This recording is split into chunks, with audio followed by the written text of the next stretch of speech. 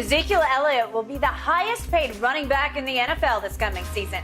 Zeke has averaged fewer yards a game every season since entering the league, and he hasn't averaged over 70 yards on the ground since 2019. Ouch. Shannon, on a scale of 1 to 10, how big of a mistake was it to give Zeke this type of money? Skip, I don't think people get the gist of how contracts are supposed to work. You don't pay a man based on what he's done because you've already paid him on that.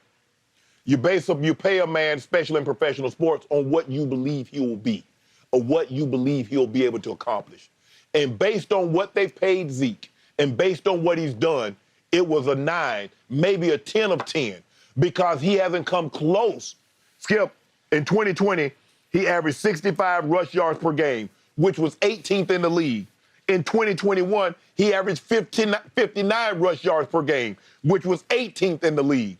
Well, you're paying a guy top 1, top 2 money, and he's giving you 18th, 19th in the league production. So just based on that, absolutely it was a mistake to pay him because he hasn't lived up to what you paid him for. Skip, they gave Zeke was what, the fourth pick in the draft, fourth pick in the draft? So you give him $25, $30 million. So you paid him before you even saw him run the football. Now you says, okay, Zeke, based on what you've done and what we think you'll be, this is what we feel your value is. He hasn't fulfilled that obligation, Skip. So absolutely, I'd say 9, 9.5 out of a 10 that has been a major disappointment. This is painful for me to discuss, and it wasn't until last night when I read this story that it hit home to me like 10 tons of bricks that he still will be the highest paid running back next year, and he still will count by far the most of any running back in the NFL against the Cowboys' cap. 18 million. It's just mind-blowing to me. We're still stuck with this after 3 years, and we'll continue to be stuck with it into a 4th year unless we just cut him and eat the dead money against the cap. That's next year, not this year, this coming season. Okay.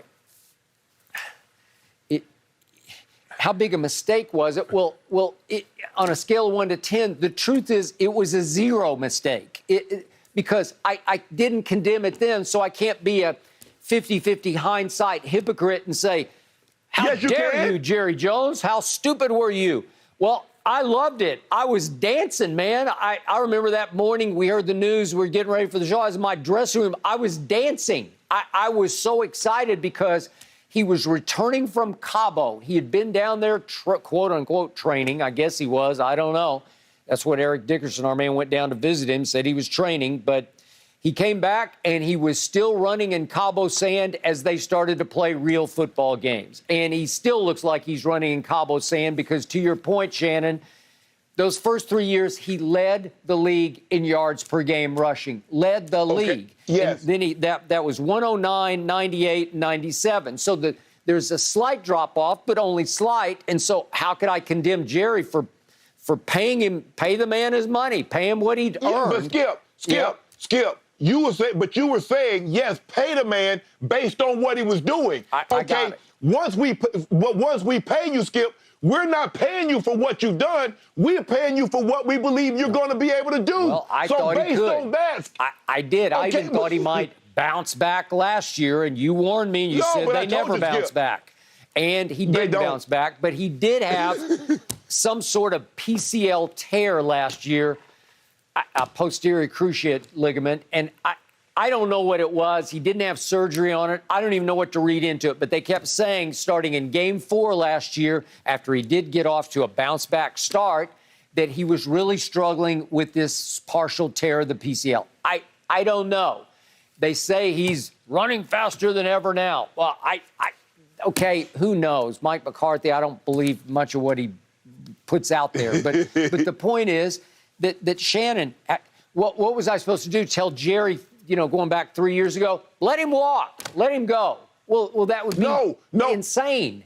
But Skip, here's the thing, though.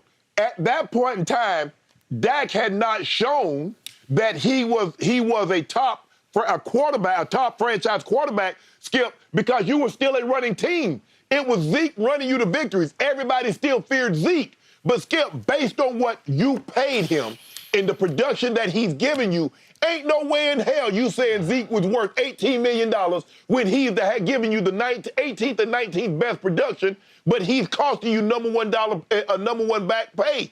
Okay, I know he'd been sketchy off the field, but he had been a good teammate, and I would have paid him, so I'm not going to condemn Jerry for paying him. You're talking about sketchy out the field. I'm talking about the production that he's giving you on the field the last 3 years. Okay, well, you're right. You got me, as usual, with the Cowboys. Hopefully he's been doing some off-season training, guys. Hopefully. We know he's been courtside cheering on the Dallas Mavericks. Speaking of which, it is crunch time for them, elimination time. Will Luka have another monster game this evening? We'll break all that. The Browns beginning OTAs today, and Baker Mayfield reportedly won't be there. That's a surprise. While the Browns' former #1 overall pick is still waiting for a landing spot, reports are that the Panthers and Seahawks do still have interest in Mayfield. All right, Shannon, you first before Skip dives in. What happens next in this saga?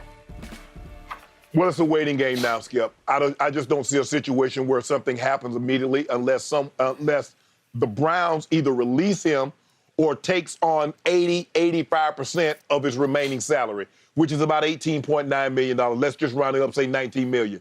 If the Browns are willing to pay 85% of that salary, I believe they can probably get a 6th-round draft pick for him. Or they're going to have to release him outright and take on the full brunt of that $18.9 million salary. I don't see any way around it. Skip, Baker doesn't want to be there. The Browns really don't want him to be there. Baker is never going to be foolish enough to say, it's okay, I'll just waive my salary, y'all just release me. That's not going to happen. He's never going to get that frustrated, nor should he be. And they shouldn't expect him to come. I don't want this to be getting a situation where they have mandatory mini camps and they say, well, Baker didn't show up, we're going to fine him. Don't do him like that. You don't want him. Let the man go. Either just release him or take on 85% of the salary and move him. This is getting out of hand. It's too much now. I get it. Excuse me. Baker, you don't feel you can win long term or you can go to places that Deshaun can take you. I get that. But now you're just being mean-spirited. Now you're just being nasty with the situation. Move on, Cleveland. Let this man go live his life elsewhere because you don't want him. And that's now, Skip. And for me, Baker's not a sympathetic figure. But they're almost turning him into one for the simple fact of how they're handling this situation. Here we are damn near in June. Everybody's at least at one camp, OTA, Skip, or a voluntary camp. Everybody's had at least one. Let this man go get a job. Let this man go get gainful employment from somewhere else. You don't want him. He doesn't want to be with you. Cleveland, you only got 2 choices. Skip, it's not like they got 7, 8 choices. They got 2. Release him or take on 85% of the salary and move him. Those are the only 2 options that they have. I can see if they had other, well, we could do this or we could do that. No, you can't. You're not keeping Baker at $18 and $19 million. After everything that you put that man through, after what he took out of that article and said in that paper, y'all done. Thank you for everything you just said, because I think you're starting to see the light on Baker Mayfield. I keep tweeting #FreeBaker, cut Baker, cut him loose, let him go on, because right now, as I predicted from day one, we're in the midst of the biggest offseason game of chicken this NFL has ever seen. What we have is we've got Seahawks and we got Panthers, and we may have 2 or 3 other teams lying in the weeds out there just waiting for the Cleveland Clowns to be forced to be back so far into the corner that they finally say, okay, we give up, we flat out cut him, we'll pay his total salary. Those teams are trying to dig in and protect their salary caps, $19 million worth, and hope that the Clowns will pay the freight for their prosperity next year. I wouldn't be surprised if Baker is actually already conspiring with his team of choice to say, you got to stay stay the course, dig in, force them to cut you. Obviously, he's not going to show up for any OTAs.